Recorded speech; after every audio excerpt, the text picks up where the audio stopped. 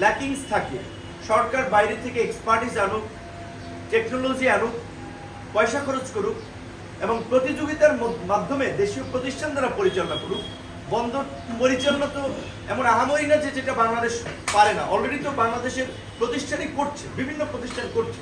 তাহলে কেন শেখ হাসিনা ক্ষমতায় থাকার জন্য যেভাবে দেশকে বিক্রি করে ভারতের কাছে, চীনের কাছে, পশ্চিমাদের কাছে ভাগ ভাগ করে বিক্রি করতে চেয়েছিল, সেই বিক্রির একটা অংশই চট্টগ্রাম পোর্ট আপনার এই ডিপি ওয়ার্ল্ডকে দেওয়া, সরকার সেই পথে হাঁটছে। তাহলে সরকার তো শেখ হাসিনার পথে হাঁটছে। শেখ হাসিনা এত খারাপ, তার পলিসি তো তারা দিচ্ছে।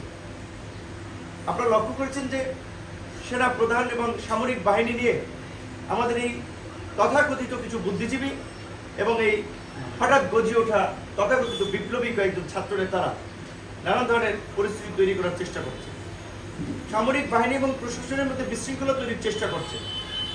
তারা দেশকে আরেকটা সংঘাতের দিকে নিয়ে যেতে চাচ্ছে, নৈরাজ্যের দিকে নিয়ে যেতে চাচ্ছে।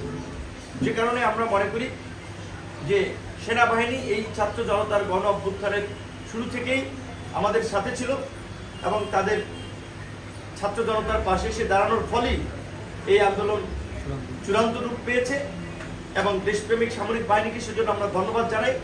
আমরা যে একটি নতুন রাষ্ট্র, নতুন রাজনৈতিক ব্যবস্থা গড়ে তুলতে চাই, সেখানে সামরিক বাহিনী, প্রশাসন, ছাত্র জনতা সকলের অংশগ্রহণ প্রয়োজন।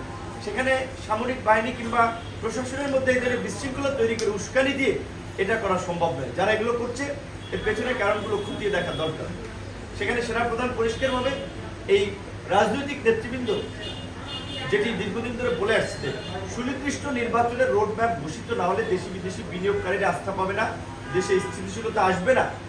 সেনাপ্রধান সেটা কিন্তু বলেছে, আপনারা দেখেছেন যে নির্বাচন ডিসেম্বরের মধ্যে করিডোর বন্দর না দেওয়ার জন্য, যেটা তো আমাদের দাবি ছিল। তো ওনার এই বক্তব্যগুলো তো আমাদের সাথী জনগণের চিন্তার একটা প্রতিফলন আপনারা দেখতে পাচ্ছি। তো সেই জায়গা থেকে আমরা সরকারকে বলবো যে দেশের এই অস্থিরতা কাটিয়ে উঠতে সুনির্দিষ্ট নির্বাচনী রোডম্যাপ ঘোষণা করুন।